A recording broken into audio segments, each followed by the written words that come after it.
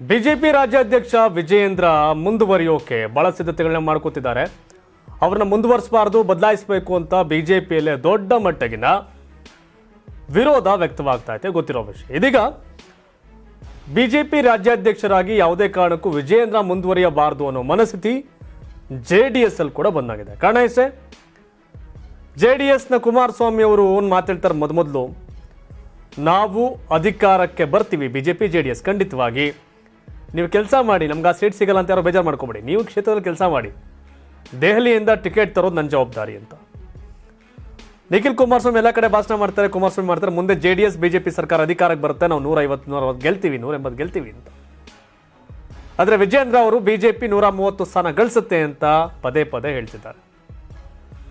ಎಲ್ಲೂ ಕೂಡ ಮೈತ್ರಿ ಪಕ್ಷ ಜೆಡಿಎಸ್ ಕೂಡ ಜೊತೆಲಿರ್ತೀವಿ, ಚುನಾವಣೆ ಮಾಡ್ತೀವಿ, ನಾವಿಬ್ರು ಸೇರಿ ಗೆಲ್ತೀವಿ ಅನ್ನೋ ಮಾತ್ರ ಪ್ರಸ್ತಾಪ ಮಾಡೋದು.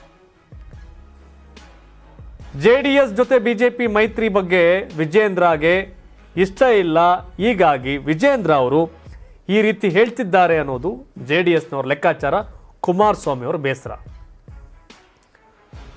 ಅಮಿತ್ ಶಾ ಅವರು ಜೆಡಿಎಸ್ ಬಿಜೆಪಿ ಮೈತ್ರಿ ಇರುತ್ತೆ, ಮುಂದೆ ನಾವು ಅಧಿಕಾರಕ್ಕೆ ಬರ್ತೀವಿ ಅಂತ ಹೇಳ್ತಿದ್ರು ಕೂಡ ಅದ್ಯಾವುದನ್ನು ಕೂಡ ಲೆಕ್ಕಿಸಿಕೊಳ್ಳದೆ, ಮೈತ್ರಿಯನ್ನು ಕ್ಯಾರೆ ಅನ್ನದೆ ವಿಜಯೇಂದ್ರ ಅವರು ಬಿಜೆಪಿ ಅಷ್ಟೇ, ಈ ಮೈತ್ರಿ ಎಷ್ಟು ಬೇಗ ಬ್ರೇಕ್ ಆಗುತ್ತೋ ಅನ್ನೋ ಕಾಯ್ತಿದ್ದಾರೆ ಅನ್ನೋದು ವಿಜಯೇಂದ್ರ ಅವರು ಅನ್ಕೊಂಡಿದ್ದಾರೆ ಅನ್ನೋದು ಜೆಡಿಎಸ್ನವ್ರ ವಾದ. ಹೀಗಾಗಿ ಕುಮಾರಸ್ವಾಮಿ ಅವರು ಯಾವುದೇ ಕಾರಣಕ್ಕೂ ವಿಜಯೇಂದ್ರ ರಾಜ್ಯಾಧ್ಯಕ್ಷರಾಗಿ ಮುಂದುವರಿಯೋದು ಬೇಡ, ಯಾಕೆಂದ್ರೆ ಬಿಜೆಪಿಯಲ್ಲಿ ದೊಡ್ಡ ಮಟ್ಟಿಗೆ ವಿರೋಧ ಇದೆ.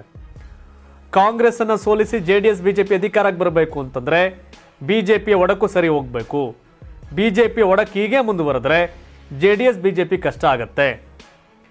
ವಿಜಯೇಂದ್ರ ರಾಜ್ಯಾಧ್ಯಕ್ಷರಾಗಿ ಮುಂದುವರೆದ್ರೆ ಬಿಜೆಪಿಯ ತಟಸ್ಥ ಬಣ, ವಿರೋಧಿ ಬಣ ಎಲ್ಲರೂ ಕೂಡ ಚುನಾವಣಾ ಟೈಮ್ಗೆ ಬೇರೆ ನಿರ್ಧಾರ ಮಾಡಬಹುದು. ಆಗ ಜೆಡಿಎಸ್ ಬಿಜೆಪಿ ಮೈತ್ರಿ ಅಧಿಕಾರಕ್ಕೆ ಬರೋ ಕಷ್ಟ ಆಗುತ್ತೆ. ಸೊ ಹಾಗಾಗಿ ಜೆಡಿಎಸ್ ಬಿಜೆಪಿ ಮೈತ್ರಿ ಗಟ್ಟಿಯಾಗಿರಬೇಕು ಅಂದ್ರೆ, ಬಿಜೆಪಿ ಒಗ್ಗಟ್ಟಾಗಿರಬೇಕು ಅಂದ್ರೆ, ಬಿಜೆಪಿ ಹೆಚ್ಚಿನ ಸ್ಥಾನ ಗಳಿಸಬೇಕು ಅಂದ್ರೆ, ಬಿಜೆಪಿ ಭಿನ್ನಮತ ನಿಲ್ಲಬೇಕು ಅಂದ್ರೆ ವಿಜಯೇಂದ್ರ ಅವರ ರಾಜ್ಯಾಧ್ಯಕ್ಷ ಸ್ಥಾನದಿಂದ ಇಳಿಸಬೇಕು, ಹಾಗೆ ಸರಿ ಹೋಗ್ಬೋದು ಅನ್ನೋ ಮನಸ್ಥಿತಿ. ಒಂದ್ ಕಡೆ ಅವ್ರಿಗೆ ಸೋಮಣ್ಣ ಅವ್ರನ್ನ ರಾಜ್ಯಾಧ್ಯಕ್ಷ ಮಾಡಬೇಕು ಅನ್ನೋದಿದ್ರು ಕೂಡ ವಿಜಯೇಂದ್ರ ಕೆಳಗಿಳಿಸಿದ್ರೆ ಯಡಿಯೂರಪ್ಪ ಬೇಸರ ಆಗ್ಬೋದು. ಆದರೆ ವಿಜಯೇಂದ್ರ ಜಾಗಕ್ಕೆ ರಾಘವೇಂದ್ರ ಬಂದರೂ ಪರವಾಗಿಲ್ಲ ಅನ್ನೋದು ಕೂಡ ಜೆಡಿಎಸ್ನವ್ರ ಮನಸ್ಥಿತಿಯಲ್ಲಿ ಕೂಡ ಇದೆ. ಯಾಕೆಂದ್ರೆ ರಾಘವೇಂದ್ರ ಎಲ್ಲರನ್ನೂ ಒಟ್ಟಿಗೆ ಕರ್ಕೊಂಡು ಹೋಗೋ ವ್ಯಕ್ತಿ. ವಿಜಯೇಂದ್ರ ಮೈತ್ರಿಯ ವಿರೋಧಿ ಆದರೆ ಇನ್ಯಾರು ಮೈತ್ರಿ ವಿರೋಧಿಗಳಿಲ್ಲ. ಪ್ರೀತಮ್ ಗೌಡ್ರು ಅಂದ್ರೆ ವಿಜಯೇಂದ್ರ ಅವ್ರನ್ನ ಈ ಥರ ಇಳಿಸಿದಾಗ ಕೂಡ ಸಹಜವಾಗಿ ಒಂದು ಬಿಡಬೇಕು, ಒಂದು ಕೊಡಬೇಕು ಅನ್ನೋದಾಗತ್ತೆ. ಕಳೆದ ಬಾರಿ ಮಂಡ್ಯ ಲೋಕಸಭಾ ಕ್ಷೇತ್ರ ಬಿಜೆಪಿಯ ಬೆಂಬಲಿತ ಅಭ್ಯರ್ಥಿ ಸುಮಲತಾ ಅವರಿದ್ರು, ಕೋಲಾರ ಮುನ್ಸ್ವಾಮಿ ಅವರು ಬಿಜೆಪಿ ಎಂಪಿ ಇದ್ರು.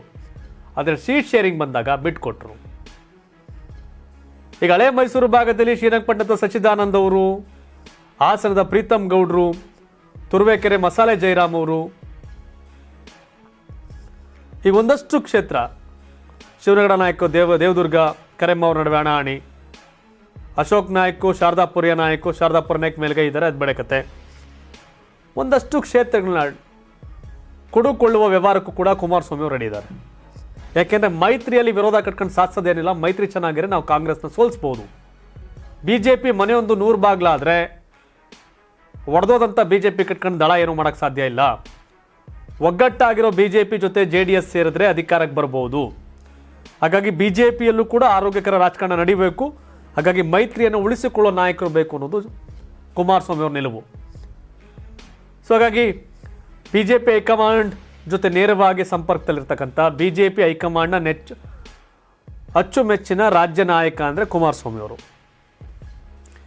ಈ ಕಾರಣಕ್ಕೆ ಬಿಜೆಪಿ ರಾಜ್ಯಾಧ್ಯಕ್ಷ ನೇಮಕ ಸಂಬಂಧಪಟ್ಟಂತೆ ಒಂದಷ್ಟು ಸಲಹೆಯನ್ನು ನೀಡೋಕೆ ಕುಮಾರಸ್ವಾಮಿ ಅವರು ಮುಂದಾಗಿದ್ದಾರೆ ಅಂತ.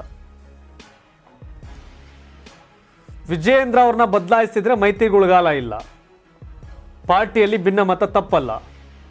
ಸೊ ಹಾಗಾಗಿ ವಿಜಯೇಂದ್ರ ಅವ್ರನ್ನ ಬದಲಾಯಿಸೋದಾದ್ರೆ ಬಹಳಷ್ಟು ಅವಕಾಶಗಳಿದೆ ಅಂತ ಒಂದಷ್ಟು ಸಲಹೆಗಳನ್ನ ಬಿಜೆಪಿ ಹೈಕಮಾಂಡ್ ನಾಯಕರಿಗೆ ಕುಮಾರಸ್ವಾಮಿ ಕೊಟ್ಟಿದ್ದಾರೆ ಅಂತ. ಯಾಕಂದ್ರೆ ಬೇರೆ ಏನೂ ಇರಲಿಲ್ಲ, ವಿಜಯೇಂದ್ರ ಮೈತ್ರಿಯ ವಿರೋಧಿ ಅನ್ನೋ ಒಂದು ಲೆಕ್ಕಾಚಾರ ಅಷ್ಟೇ ಬಿಟ್ಟರೆ ಬೇರೆ ಏನಿಲ್ಲ. ಹಾಗಾಗಿ ಒಂದು ರಾಘವೇಂದ್ರ ಅವರೇ, ವಿಜಯೇಂದ್ರ ಅವರ ಬ್ರದರ್ ರಾಘವೇಂದ್ರ ಅವರ ರಾಜ್ಯಾಧ್ಯಕ್ಷ ಆದರೆ ಇದಕ್ಕೊಂದು ಫಾರ್ಮುಲಾ ಕಂಡು ಇಟ್ಕೊಂಡು ಕೂತಿದ್ದಾರೆ. ಈಗ ಗೊತ್ತಿಲ್ಲ, ಬಿಜೆಪಿ ರಾಜ್ಯಾಧ್ಯಕ್ಷರು ಬದಲಾವಣೆ ಬಗ್ಗೆ ಬಹಳಷ್ಟು ಚರ್ಚೆ ಇದೆ. ಅವ್ರ ಪರವಾಗಿ ನಿಲ್ಲೋದು ಯಾರು?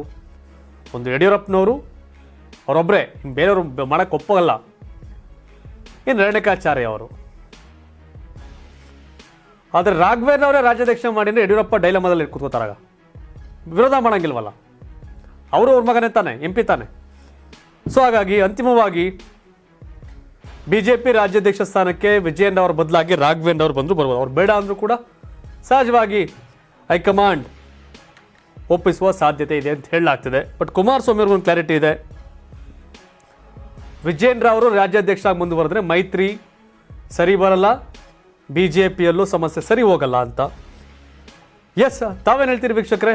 ವಿಜಯೇಂದ್ರ ಅವರು ರಾಜ್ಯಾಧ್ಯಕ್ಷ ಆಗಿ ಮುಂದುವರಿಯೋ ಬದಲು ರಾಘವೇಂದ್ರ ರಾಜ್ಯಾಧ್ಯಕ್ಷ ಆದರೆ ಮೈತ್ರಿಯ ಗೊಂದಲ, ಪಾರ್ಟಿಯ ಗೊಂದಲ, BJP ಪಾರ್ಟಿ ಗೊಂದಲ ಸರಿ ಹೋಗುತ್ತಾ? ತಾವೇನು ಹೇಳ್ತೀರಿ? ತಮ್ಮ ಅಭಿಪ್ರಾಯವನ್ನು ಕಾಮೆಂಟ್ ಮಾಡಿ ತಿಳಿಸಿ. ಧನ್ಯವಾದ. ಇದು ಕರ್ನಾಟಕ ಟಿವಿ, ಕನ್ನಡಿಗರ ಧ್ವನಿ.